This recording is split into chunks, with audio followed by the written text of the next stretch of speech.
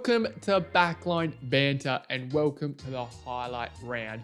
Today's game is Arsenal versus Aston Villa. Arsenal at home lose to Villa 2-0. Now, I've got to say, to be honest, I am very happy with this result, but not as happy as, of course, Liverpool losing. And I mean, I don't actually know if I'm more happy, to be honest, sadly, because, it's a leap that they lost, but, knowing that if we won against Palace, we would have been top of the Prem in a very, very good position with 6 games remaining. But, we moved. It was a very entertaining game. I did only watch the mini for this one, so really only, some of the main highlights. So it was good. It was good. I did enjoy it as much as I could after, you watch a full football game and your team loses, but oh well, we'll pass that. I'll try and stop rambling on about that for a while, for the rest of the pod, or for the YouTube video, whichever one you're watching. And yeah, it was good. I'll run you through the lineups, of course, to start things off. So for Arsenal, of course, David Raya in goals, Ben White right back, Saliba and Gabriel as the centre halves, Zinchenko as the left back, in the midfield 3, Odegaard, Declan Rice and Havertz. So him being a bit of that deeper player, very interesting, that's for sure.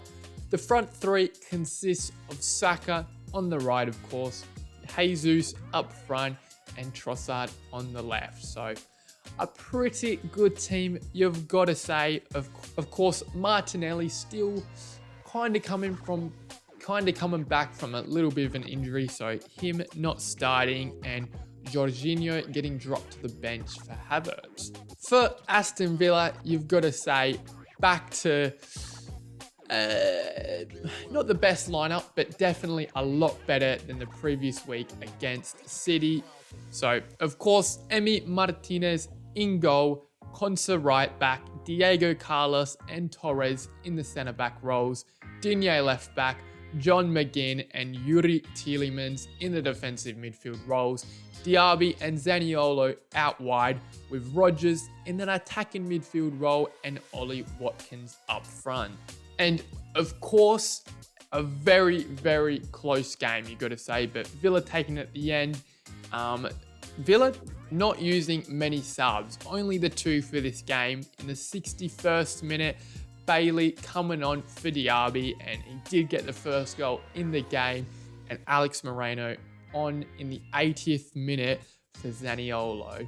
For Arsenal subs, they used the whole 5, Martinelli and Tomiyasu on in the 67th minute, for Ben White and Trossard, Smith Rowe and Jorginho on in the 79th minute, for Odegaard and Jesus, and their last sub right at the end of the game, Nketiah on in the 87th minute for Zinchenko. So trying to pull the result back, but that is not the case. So what a game for Aston Villa, scoring 2 goals late on, Bailey in the 84th minute and Watkins in the 87th minute.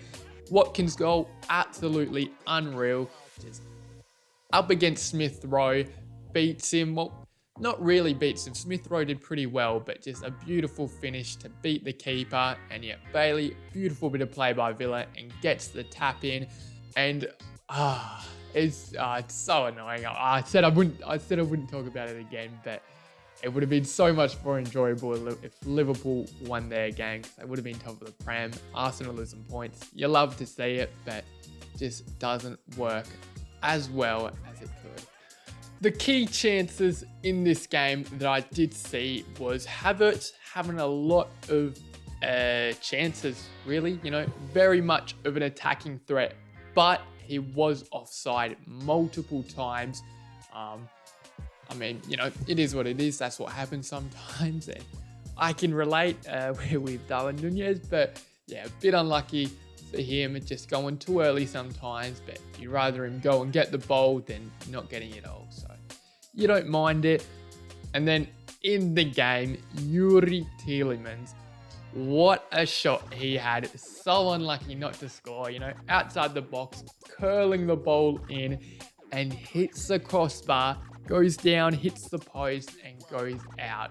Arsenal so lucky for that to not go in, and Tielemans, you must be fuming with that one not going in, but so close, yet so far. And I swear, Tielemans only scores bangers, man. Some power shot outside the box or a curler, just never an easy tap in for him.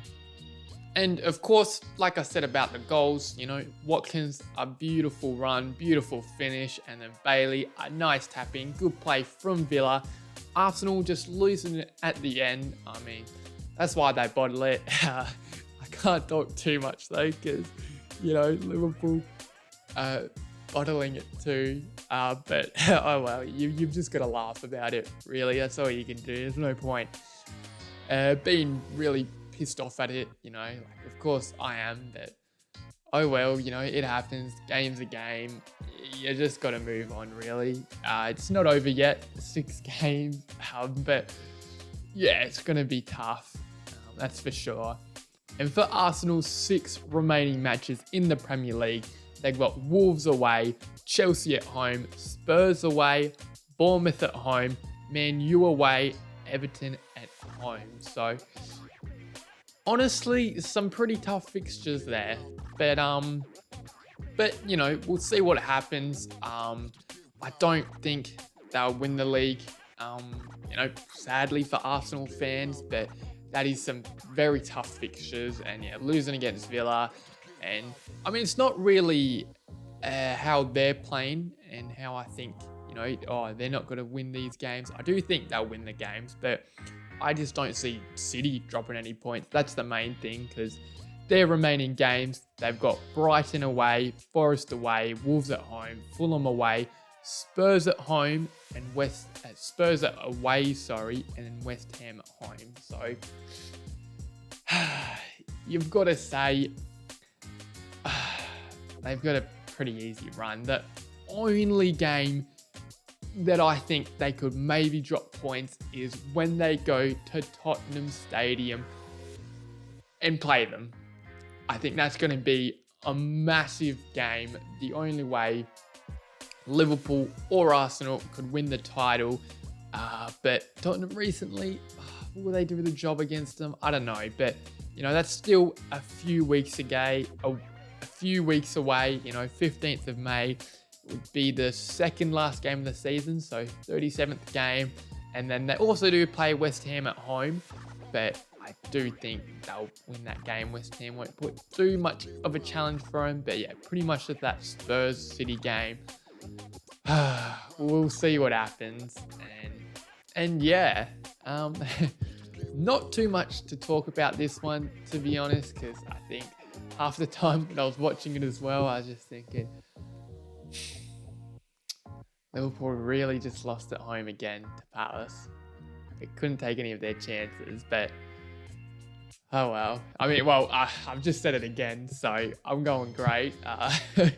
But yeah, I think I might wrap it up there. It might be a little bit of a shorter video, you could say. Maybe not in that 10-minute mark, but still quality. If you enjoyed watching, it would be very much appreciated if you gave me a like, a subscribe, whatever you can do to support the pod. And if you're just watching the clip on YouTube, go over to any podcast listening app, search up Backline Banter and listen to the whole episode there. And see yous later.